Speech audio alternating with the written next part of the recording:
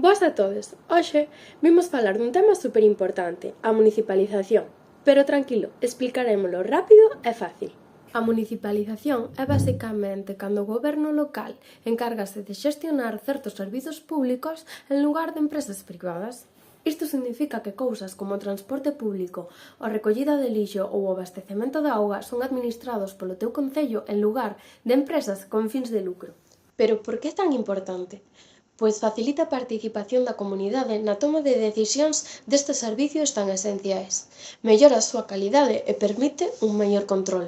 En consecuencia, establece unhas condicións laborais dignas para os traballadores e traballadoras ao ser subrogado polo Concello. Ademais, implica un aforro para as arcas públicas do IDE, do beneficio industrial e do sobrecusto das prácticas desleais que as grandes empresas licitadoras acordan para repartirse o ambicioso mercado da contratación pública.